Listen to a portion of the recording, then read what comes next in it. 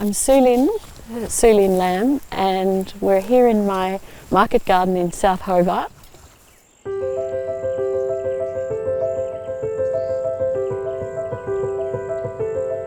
We've been here around 30 years and it's changed a lot since we first got here.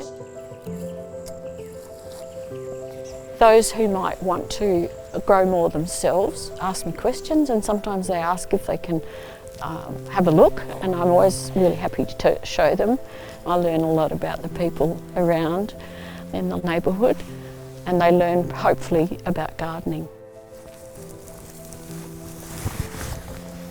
I make my living by growing food. I'm able to put food on the table and selling locally.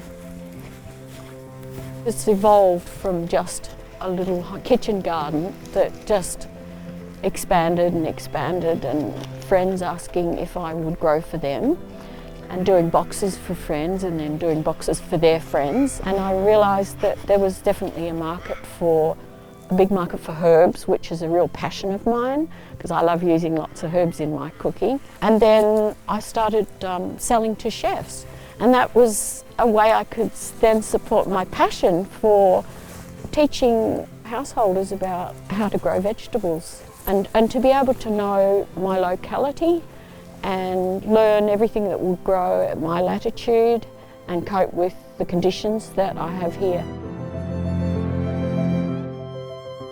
I work quite closely with the chefs that I pick for. I must show you, you must take one of these. Are these the shanties? The shanties, yeah. Oh.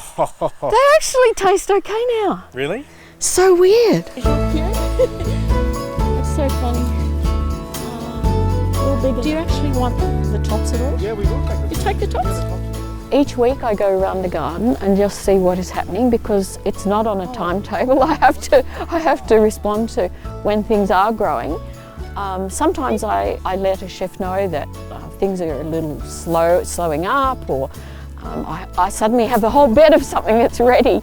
And I'm very lucky to work with such understanding chefs, because they're very accommodating and will say, we can certainly take those speedy carrots or whatever it is. And so I submit the lists and let them know what there is available, and then they let me know what they can use that week. So we have a very give and take relationship, and a very thoughtful relationship, I feel. And it takes so much stress out of producing. You've got a love of winter veg, don't you? I think locally grown seasonal food is often in Tasmania, in particular, grown very slowly, and that's where the flavour builds up.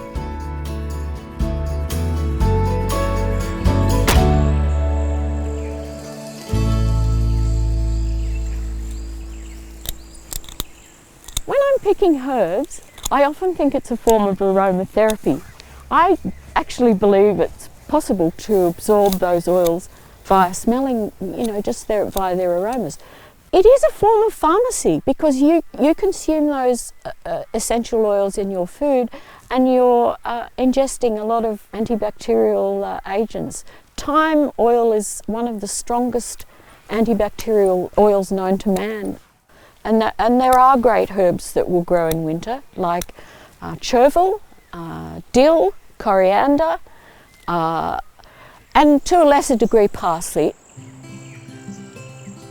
So you can take some lemon thyme or some oregano. You can make yourself a lovely tea, a bit of honey, and you've got a good, you've got a sore throat. You can soothe your sore throat and do yourself a heck of a lot of good, along with some nice raw garlic on your salad. I think it's the most wholesome experience, life-enhancing experience, to grow some of your own vegetables, because it revolutionises the way you cook, and it revolutionises your life. It simplifies your life, because you no longer have to worry about shopping lists. You can just go out, you can forage for what's available then and there. And for me, I found it's impossible to retire if you're a gardener, and if gardening is a passion of yours, it's always going to be there, and it's a wonderful passion to have. So good.